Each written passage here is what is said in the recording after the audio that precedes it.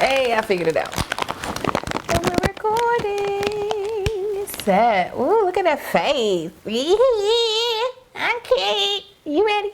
You still ain't got your live on. They just listening to you crumbling through things. Come on. Sorry, y'all. He ain't sorry. He doing this on purpose. He doing this on purpose. I don't know if we're going to be doing a comment of the day on this one. We might. It's because there's been no space to have a comment. You know what I'm saying? Mm-hmm. You feel me, pimp? Is that? Yeah, be all right. Hold on. Let's go. You ready?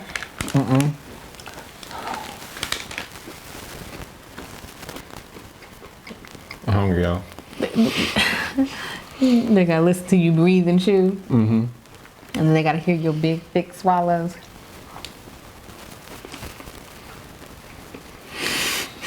This is ridiculous. Yeah.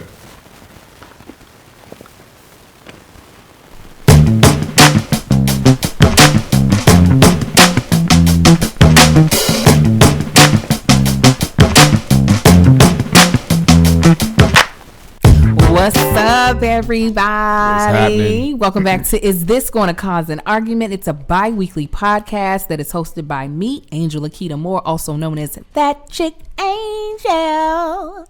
Tell them who you are, baby. Marcus Tanksley, host. Also, he is also the podcast. A host of the podcast. He is also, and more importantly so, my husband of almost 12 years, the father to all of my children. There's 3 that are walking this earth, and I'm sure there is a 4th somewhere in the stratosphere waiting for us to call her into our home.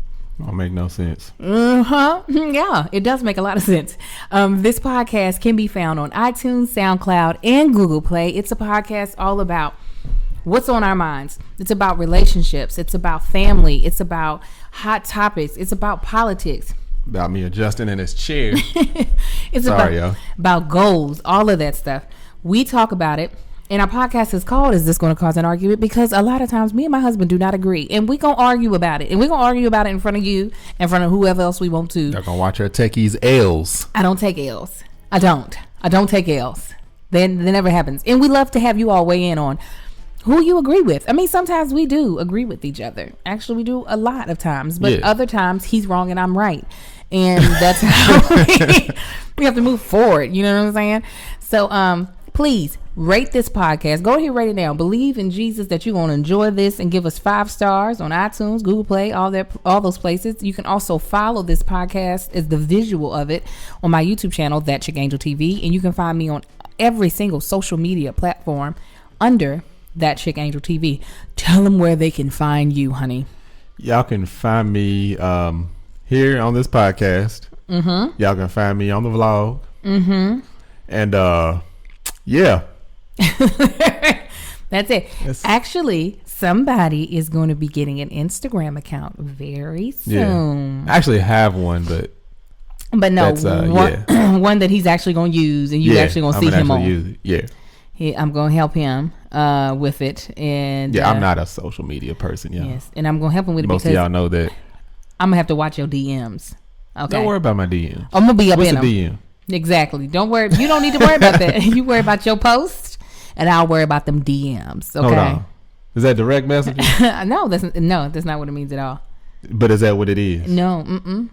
That's not what it is at all. Yeah, I'll figure it out.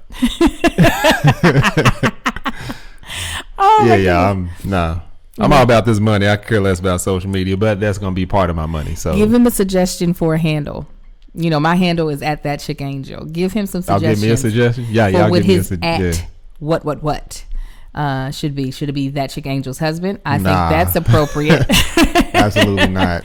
Taken, happily married. That one's really good. That one's good. You sending them way in the wrong direction. What'd you say? You sending them way in the wrong direction. That's not sending them in the wrong direction. Yeah, it's all the way in the wrong direction. No, it's y'all perfect. Let me know.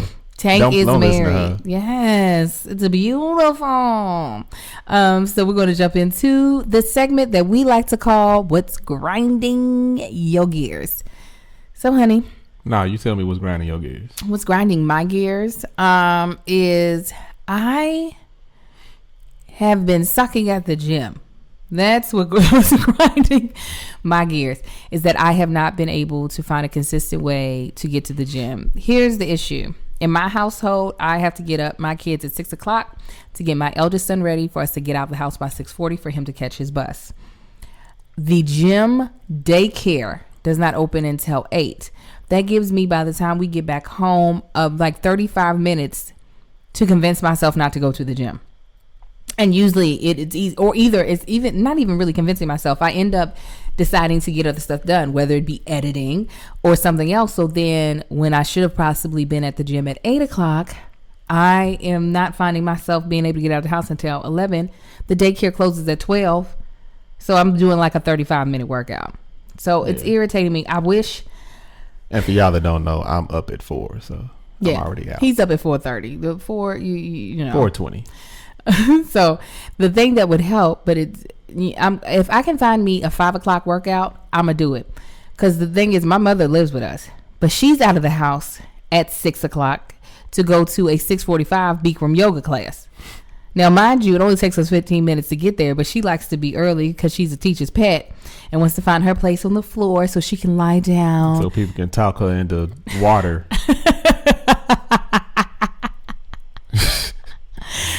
So anyways, I would like to invest my money in a class that started like 5 a.m. That's like 45 minutes so that I can, that's like not like only 15 minutes away so that I can get back here and my mother can leave out for her class on time. And then that way my workout is done and whatever else I do in the day can be strictly business oriented or family oriented. So it's grinding my gears that I haven't figured out how to make that work. What's going on with you? Something's grinding my gears is you not being in the gym. I'm just playing.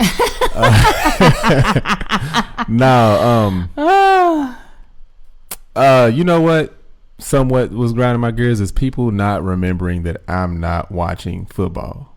That's like the main question is, hey, you want to hook up, go watch this game? No, I'm not watching no NFL. I'll watch college. I'm not watching no NFL. He's not. He's staying true to I am. what he believes. It's been what? How long has it been? 2 years? It's been 2 seasons. Yeah, it's been a minute. He's holding true. I'm not doing it, and the reason, and it's not like me not watching is actually hurting anybody, but when it does come up, if somebody asks, "Oh, why aren't you watching?" Yeah, let's talk about it. Yeah. And that's the main reason. But no, I'm not. I'm not supporting them whatsoever. But that's like, you know, y'all know it's Super Bowl season and all that, and everybody, hey, let's go hook up, watch this game. Nah, I'm good. And I'm sick and tired of telling the same people that I ain't like, watching. God dang it, I done told you once. Don't make me tell you again. Yeah, people don't. That's like when I wasn't eating. Well, I still don't. When I stopped eating beef and pork. Right. People are like, you want a burger? You want a pork chop? I'm like, y'all know I done said this several times. Why is it that when you do something that's normal, when you don't do something that's considered normal, but actually you shouldn't be doing, people are like thrown off by it? Because we are it's a destructive like, you nation. don't drink? What's wrong with you though? Like, we're a destructive nation. I mean, I drink, but yeah, that would be somebody's response to that. It's like, but why not? Well, it's like when I say I've never smoked weed. People are like, really? Mm-hmm. And I'm like, I have never seen a benefit to me smoking weed. Like, it actually just doesn't sound like I'm going to have a good time at all. So, nah, I'm good. I'm born and raised in Lexington, Kentucky. And when I tell people find out I don't eat pork no more or beef, they're like, what? Why not? Like, have you seen your family? Right. Like, you see how they be dropping like flies. Like, that's why. That's part of the reason why. Have you seen you? No. You are stupid. So that's what's grinding your gears. It's people not realizing that when you take a stance, that's what you've taken. It actually may benefit, most likely to benefit me. Yeah. And possibly them. Everybody gets to where they're going to get to as far as in their evolution on their own time. And sometimes that part of them is not going to evolve. And that's not any shade. Like, there are parts of me that possibly will never evolve into what it was potential was. And it's sometimes hard for people to even like put focus on the stuff that you're focusing on. They're like, what? What are you talking about?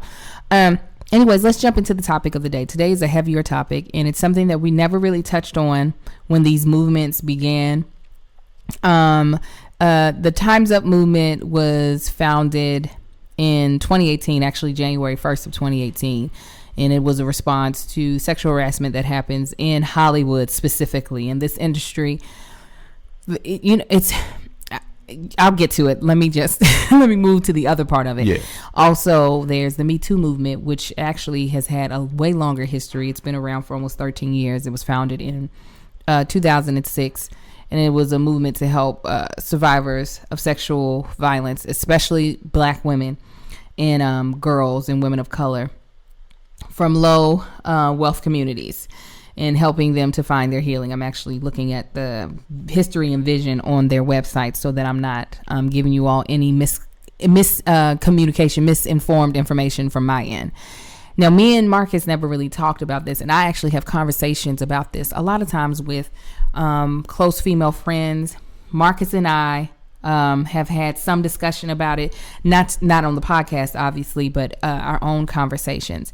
And last year especially, there was a reckoning happening all over Hollywood. Yeah, that was, I mean, men were getting shutting shop down. Men were getting fired left and right. A lot of them fired off like an allegation. Well, it's stemming from the like magnitude of things that's happened prior to then. Yeah, let me tell you, it was like, I'm telling you, it was like a fire sale. That's what it felt like. But to be honest, in this industry, when you work at a regular job, you just go to HR if people are acting a fool. It really never felt like there was any place to go here in Hollywood. Right. For those of you who don't know, I am an actress by trade. I work on television all the time. So when things don't go right, when you feel like there's injustices happening, it really feels like there's no one to tell that is going to fix the situation, especially if the person who is in power over the project that you're doing is the one causing the injustices. Yeah. So granted, that does happen in like regular, like outside of Hollywood as well, but I wouldn't think it would happen to the magnitude of what happens in Hollywood, because eventually if you have like the top level executive at some firm that's doing people wrong, eventually I feel like that would come down a lot quicker on him than it would like Harvey Weinstein or somebody. Absolutely. That stuff is eventually it would I'm saying it would catch up with him quicker than it would somebody like him. Yeah. The reparations for sexual harassment, I feel like in corporate America, is typically faster. Not to say that there aren't people who are getting away with all types of crap.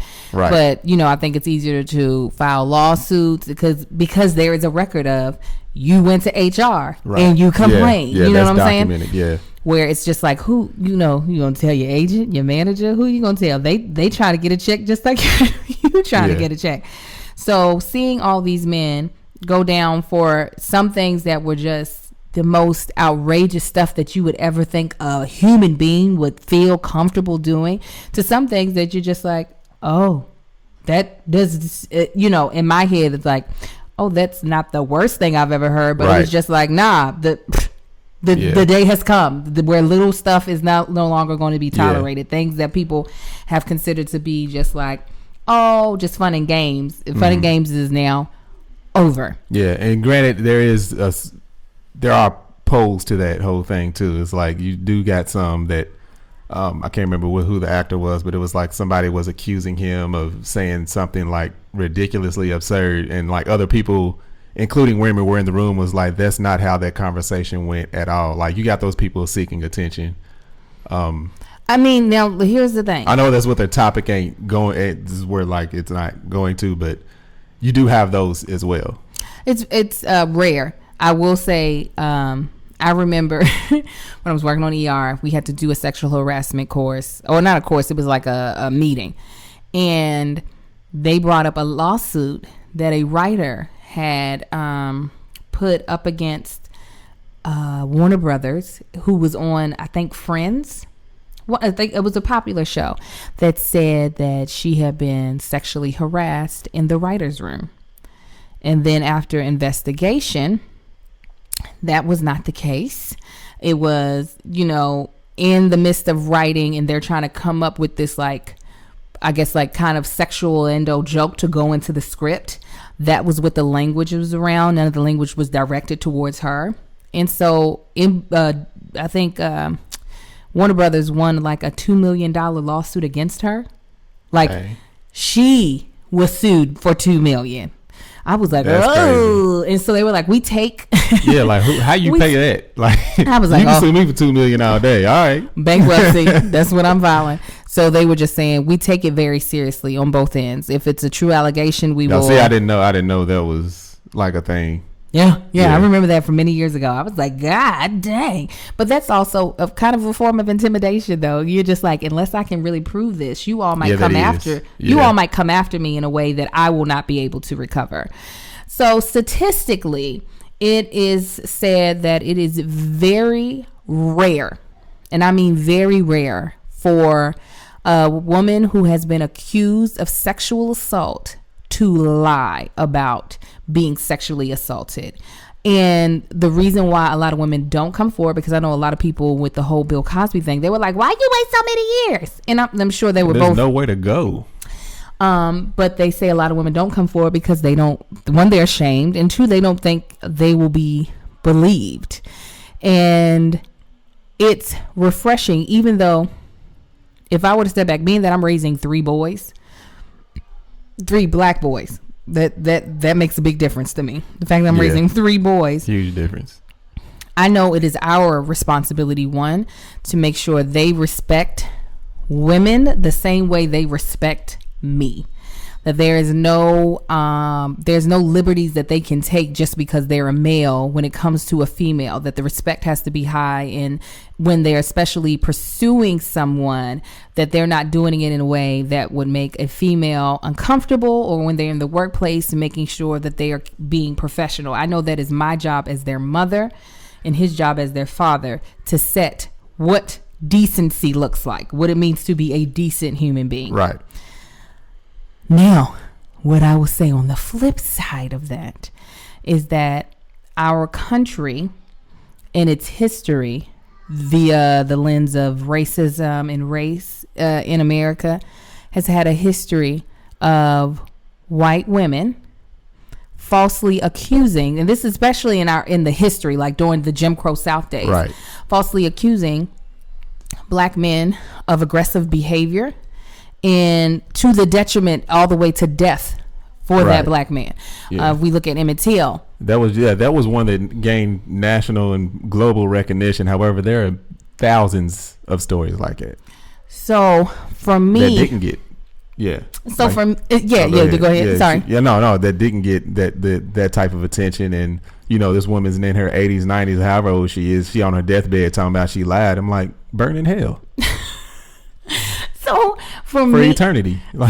So for me as a black woman, I feel like I'm at the age and at a point, because of dealing with I've had family members that have dealt with sexual abuse. I have family members that are survivors of sexual abuse, that I have a clear understanding of, one, I don't want that to ever happen to me, and two, how, if I want to be able to heal, the ways that I would need to move forward.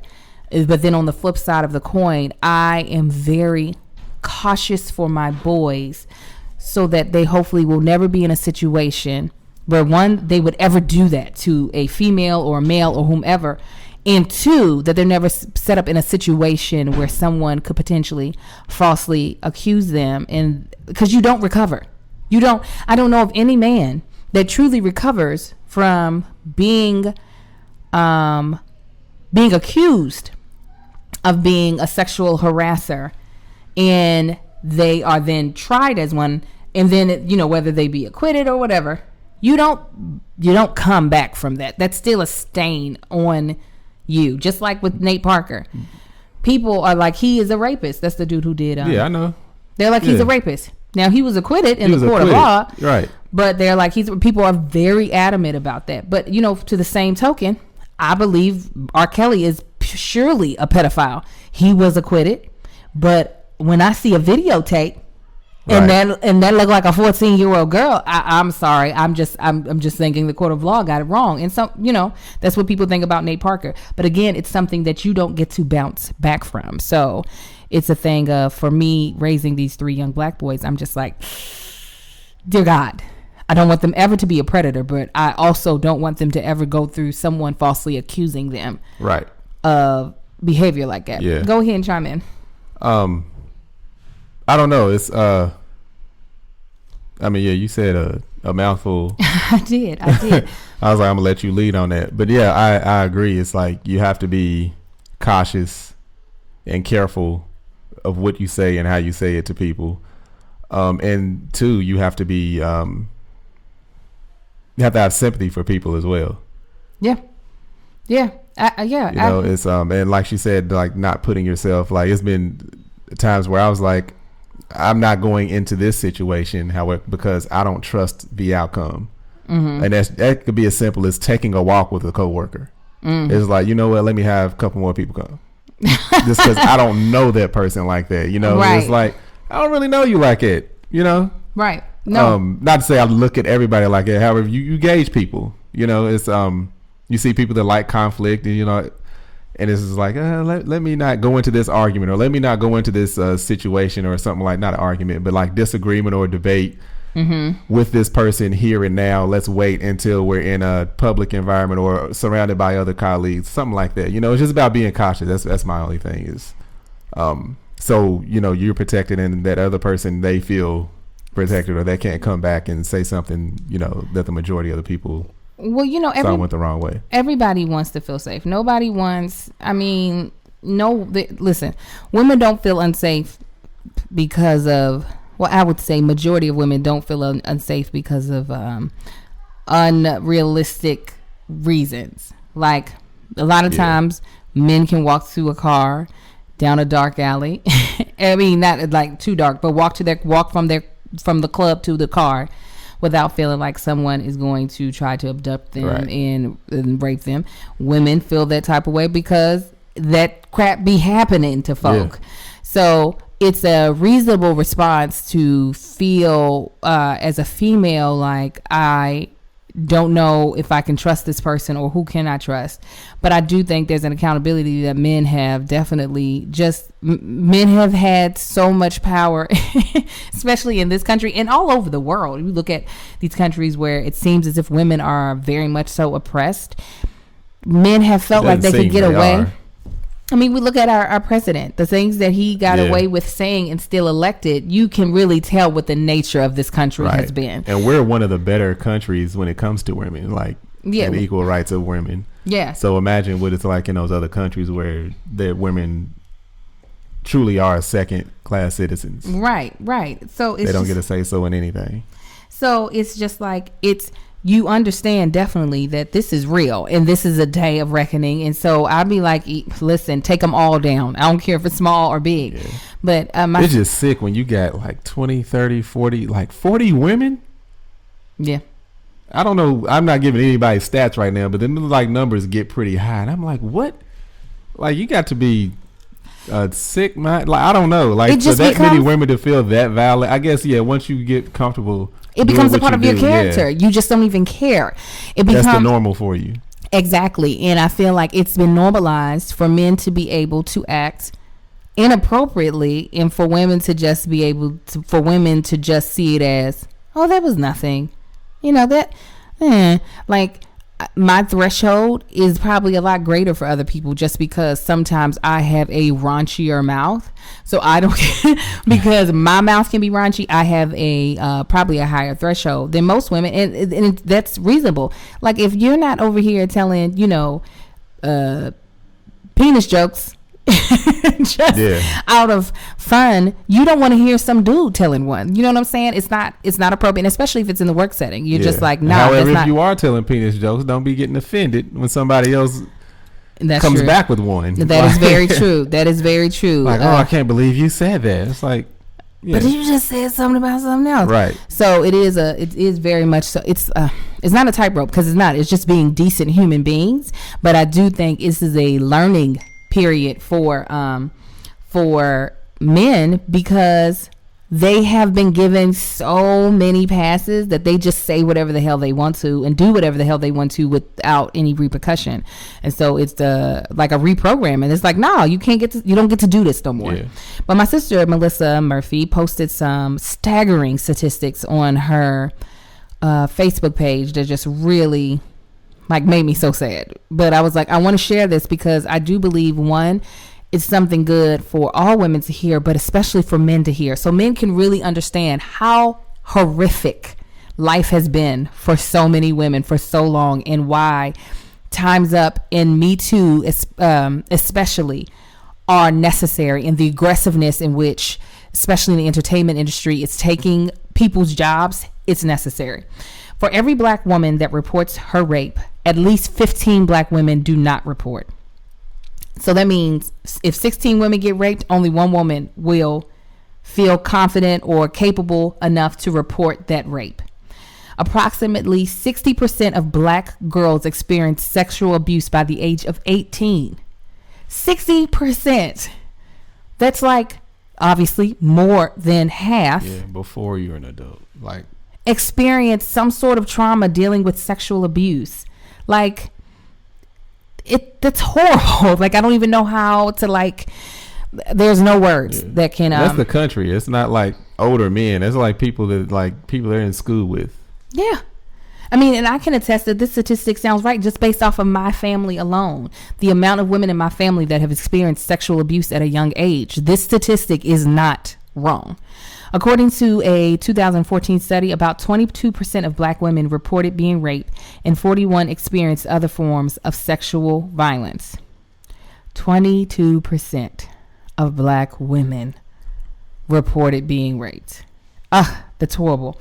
And black women students in various academic settings who reported experiencing rape, 16.5 in high school sample and 36% in a college sample. Like, you guys, it's not talked about. It was never talked about enough. And then when we look at this whole R. Kelly thing, and people think that, oh, he would never do. MFs are doing it everywhere. They are doing dirty crap. Do it. He done it. He did it. He's done it over and over again. It's possible. It was video. People think just because you have money that everybody who comes in contact with you wants you like that. The hell. And even if they wanted you at first, they can change their goddamn mind. Yeah. And the other thing is when this whole thing's, I can't say when it first started, about like later on in its life of the whole Me Too and what's the other one? Time's Up. Yeah, Time's Up. It was brought to light that this country's rape culture, it has a rape culture in this country. Absolutely. It's like that's how the country is operated. You see it everywhere. You see it on, remember the Hardee's commercial when old girls walking down through with the bikini in it? Like it's everywhere. Mm-hmm. And like the fact that that's put it on there, like women are, you know, how am I trying to say? I'm not trying to say women are fine with it, but it's considered a normal for them too. Yeah. And then, you know, when you get a lot of women in those closed settings and it's like everybody thinks it's normal and then they are violated, that's a problem, which it was a problem before then. But the rape culture in this country is finally being brought to light. And like, it's been even a lot of people that haven't been accused of things, mm-hmm. men that haven't been accused of things have come out and said, you know what, I apologize because I didn't realize that I was a part of this whole issue as well, because they realize that they've said and done things. It's like, people are starting to see a lot of things are coming to light. Like people are starting to see their normal activity actually isn't normal. Yeah. Yeah. You know, Tony Baker, who's a comedian that me and Marcus both know and we follow, he made here lately, especially on his Instagram, he's very much so been supporting women in their rights, supporting women in being like, men need to stop acting like their hands ain't dirty and like start speaking up for women, start saying things to protect women.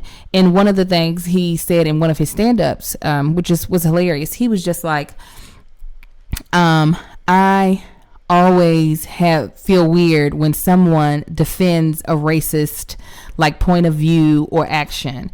He was like, that would be like me having a conversation with women and they're talking about women's rights and equal pay, and I'm like, well, you know, sometimes though women don't get equal pay because they just not qualified. It's just like, no, you don't speak against this movement. Like, even if your point might have a twinge of validity, it's not actually helping the movement. We understand there are times where there's qualification, but that's not what we're talking about. We're not talking about qualifications. Right. We're talking about, in this country, women don't get paid enough. In this country, there is a rape culture where women are usually the ones that fall victim to it, and men are the aggressors.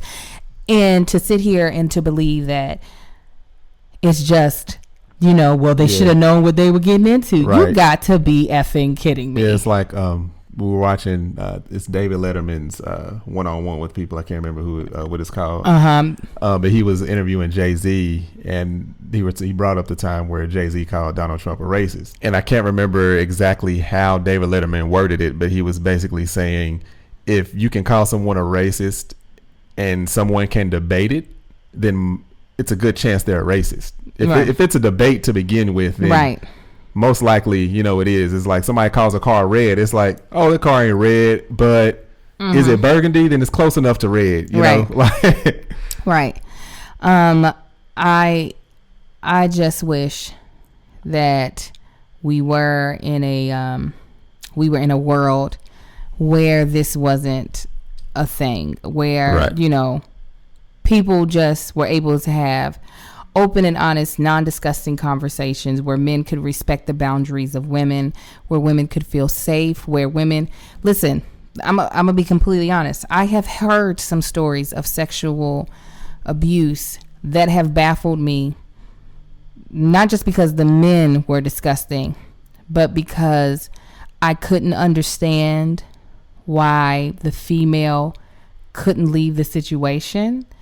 And I know there's a deeper thing to that, of like why they felt so scared for them not to be able to leave.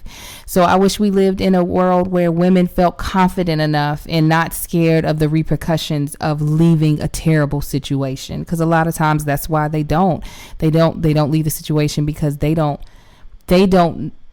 whatever is on the other side of leaving scares them more than staying.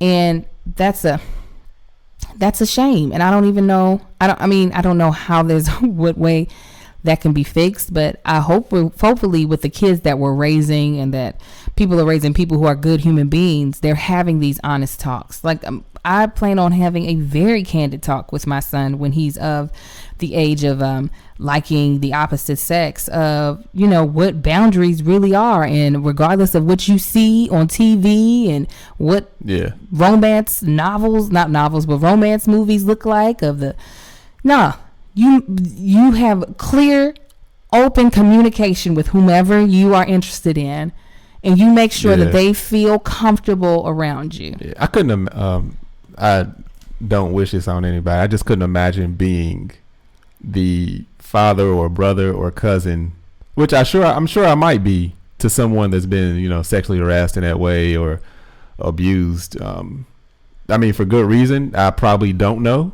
Mm-hmm. However, if it's to the point to where like sexual assault, like I feel like assault is such a strong word, but outside that's what it is. Yeah, no. I feel that, but like sexual assault, I feel like, I'm trying to figure out how to word this. I feel like actual rape and something said to offend someone should not be categorized with the same word. Oh, you feel like there should be different words for it. But I don't know if okay, so check this out. Just this verbiage in itself, like someone, you look nice, or not that dress looks good on you, said in the wrong way, versus a woman leaving the club and getting raped going to her car. Let me tell you why I disagree with you. I understand where you're coming from and why you're just like, I don't see how they're the same thing.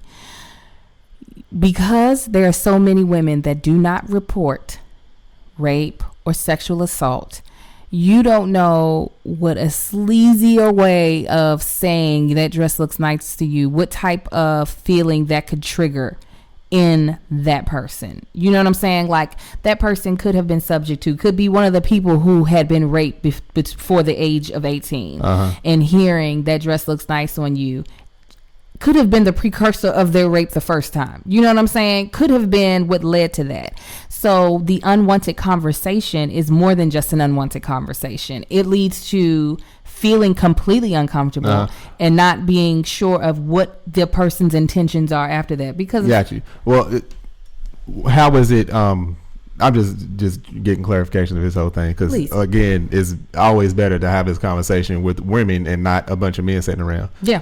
So if the conversation is not a conversation, but literally like a passing by in a hallway or leaving the bathroom, like, oh, you look nice, the dress looks really nice on you, and keep walking.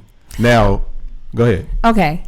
As comedian Whitney Cummings says, she's like, what the hell do you know about a dress to tell me it looks nice on me? The fact of the matter is that women, some women love compliments, but that still even sounds a little bit like, you look nice today is a little more appropriate. Even that could be. And I get it. Yeah. And sometimes in the work setting, it's not necessary. They're not coming to dress up. No. I'm not saying in the work. I'm just saying, period. Well, listen, there was a whole movement. There was a woman, and she actually irritated the hell out of me.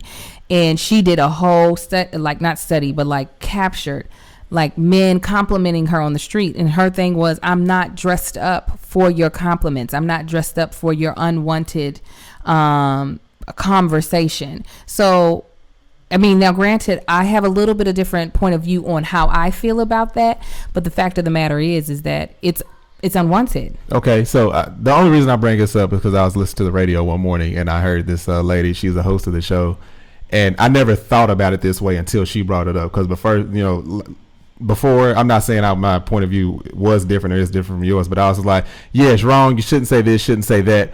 It's all wrong. They prosecute them, blah, blah. But then when I heard her talk about it and bring it up, and she was just like, look, I'm a woman.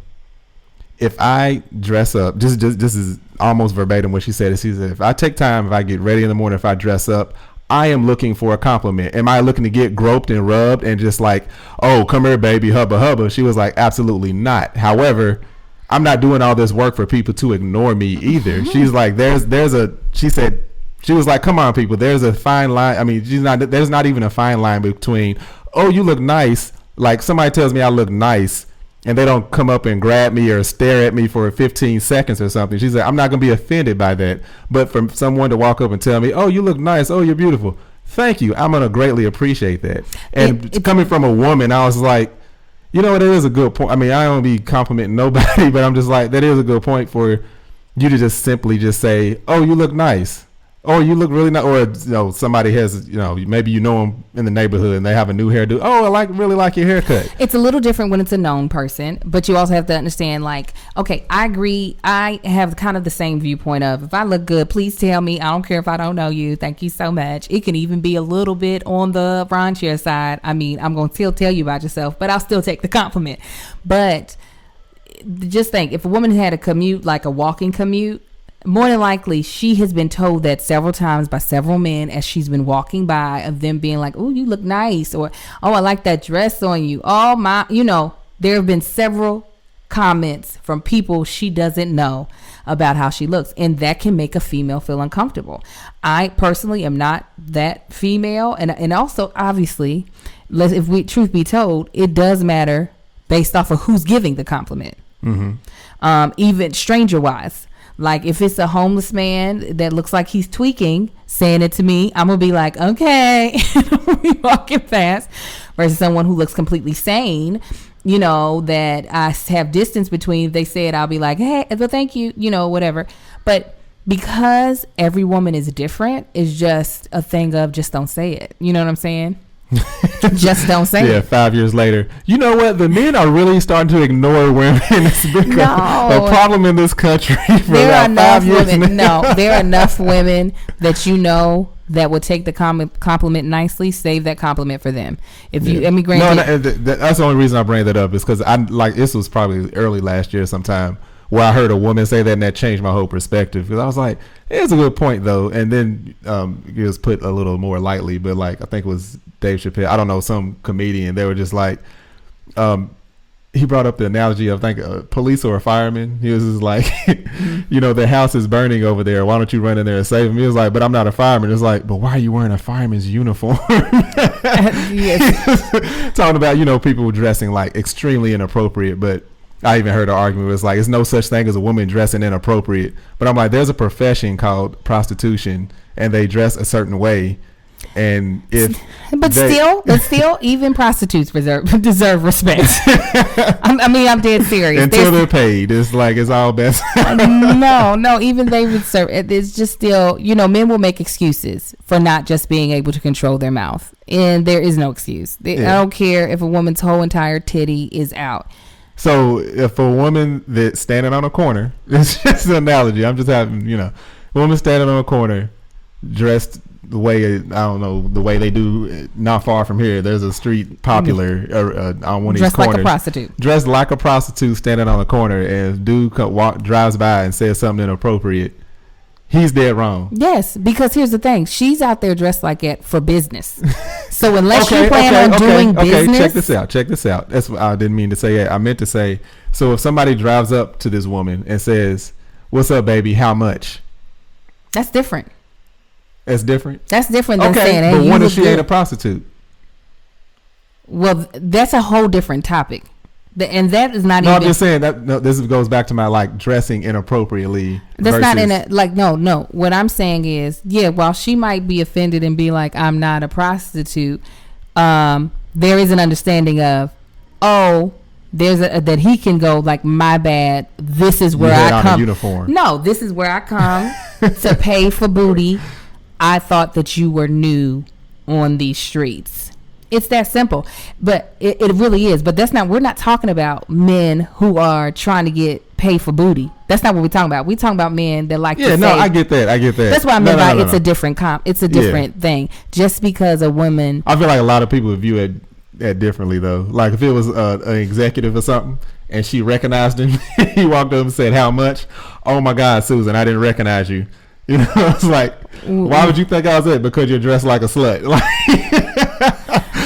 She was on her way to a different interview and didn't know how she should. No, that don't happen. You're just making up stuff. R. Kelly don't happen, but it happened. No, R. Kelly happens. Plenty of people saying it didn't happen. Statistically, R. Kelly happens. I'm dressed like a prostitute or a prostitute. Let's do our research. We don't know what corners are prostitutes. They're high class prostitutes. No, there has been a man that stopped me on the street. Now, granted, I'm dressed in pajama. This lets you know men are disgusting. I was dressed in pajama pants, long pajama pants, and t-shirt, going to tell, and I think I had on a hair bonnet, going to tell people, turn down your goddamn on music. And a man pulled his car over and was like, "Hey, honey, how much?" He did the same thing. I wasn't dressed like no goddamn on prostitute. You don't know his flavor. Well, listen, I know what his flavor is. Disgusting. Yeah. He doesn't mean. Hey, he pays for it. Don't knock him. And second of all, and don't pretend. Listen, don't pretend that men need a bunch to be disgusting. No, we don't. Exactly. So that's why I'm like, this whole conversation is mute. Women don't have to be dressed scantily clad, and men will still find a reason to be like, that ass. She got on sweatpants. Look at that ass. You already... No, that's in videos too. Don't act like sweatpants are just like, oh, but she had on sweatpants. What I'm saying, chicks wear sweatpants in music videos. But what I am saying is, it does not take much. Yeah, so there's no reason. Listen, you acting like the people that Tony's talking about. You trying to come up with reasons. No. I'm not coming up with a reason. No, the way you said sweatpants. Oh, I'm just saying. She could have on. That's like she could have on overalls that are loose. That's like me saying, but the dude can have on basketball shorts and a wife beat, and she could be like, ooh. But you know what I mean. I was trying to think of something that you don't really prefer me to wear. That you're just like, you look a mess. Yeah. Anyways, we got way off subject from my original point of what that radio host was saying. It's like some women like compliments, but some don't. And so since you don't know these women, just don't give it. Yeah.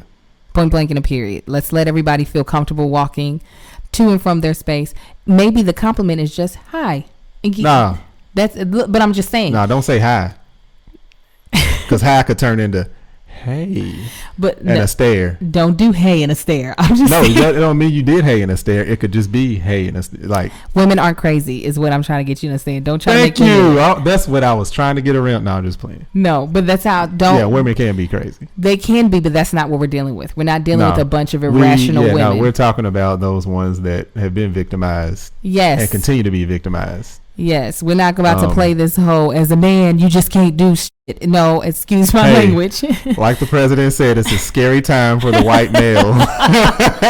You can be a decent human being. You can say hello. You can wave. Men can't even grope someone for going to jail. It's ridiculous. You stop all that defending these people. They not right. No, they ain't. But when all that started crashing down, it was like, how many was it? Like 71 top executives in Hollywood alone or something like that. It was like not like lower ranking people. These are the men that have been doing this for like 20, 30 years straight. Get your little nasty ass out of there. And what's crazy is bringing, like I said earlier, is like bringing a lot of this to light, but it's just like that many men were doing this to that many women. Yes. And the numbers is like staggering. So many more. It was insane. So many more. So let's be decent human beings and just don't say some stuff that you wouldn't want your daughter to have to hear. I'm talking about loss of life. Yeah. I couldn't imagine. You wouldn't, if you were traveling behind your 16-year-old daughter and she was walking and some dude was like, that dress looked nice on you, you'd be like, slit throat. See, that's what I'm saying. So that's a way to easily gauge how you should be feeling, okay, and what your behavior should be. If you can't, I wasn't defending that action. I was just saying he wasn't defending. He was doing something. Sounded like I compliment chicks all the time. They just giggle and smile. So what you talking about? I hate you. You guys chime in below, and let me tell you, I send prayers up to anyone who has dealt with sexual abuse, whether it be female or male. It is something that is very traumatic, and it does take a lot of healing. And it's not anything that anyone should take lightly. So know that my prayers and his prayers, Marcus's prayers, go out to you. And again, I pray that the Lord gives you bravery to speak out against your accusers so that they can no longer be a predator to victimize other people. And there definitely a lot of there's a lot of help at this point if you're stuck in a position to where you don't feel like you can speak out against that person. They have lawyers, people that are willing to do some of this stuff for free. Like again, that's what I mean. A lot of these women have raised, these organizations have raised money for specifically for this type of situation. So please reach out to somebody and let them know. Mamas, believe your kids when they say that their father, their stepfather, their brother, their stepbrother is touching them. Well, that's a whole different subject. When family members don't want to believe that about, that's the reason why people don't speak out. That's why people don't speak out, because they're just like, they're not going to believe me and they're going to choose this person over me. Please believe your kids. Yeah. Believe your kids. I mean, it's very rare that they lie. I do know of a little girl that did lie, but that she is an anomaly. She's an anomaly. So believe your children. All right, guys, we're going to let you go. This has been a longer podcast, but a little heavier than what it usually is. But we wanted to get it out there. So let us know what you're thinking, what your thoughts are on the Me Too and Time's Up movement and all the things that have been happening with people getting fired, with the R. Kelly, surviving R. Kelly, and all those girls, young girls that went through being abused by him. Tell us what you're thinking in the comments below. Again, we will be back every other Wednesday. So come back. Make sure you subscribe to the YouTube channel. Rate us on iTunes, SoundCloud, and Google Play. And is there anything else you want to add, baby? Nah, I ain't got nothing. All right. These kids shut up. These kids is coming in. Lord Jesus. All right, guys. We'll talk to you later. Y'all be blessed. Okay, go, boo, boo. Go, go, go. I don't understand. Run. Go, hurry up. Why they need to tell us that they got to use the bathroom? I don't know. Yeah, he's still talking about it. What? Use grandma's bathroom. ITGTCAA EP 402. Save. All right, let me shut everything down and take us up out of here, because I got people coming over in 2 hours. Where is Denora?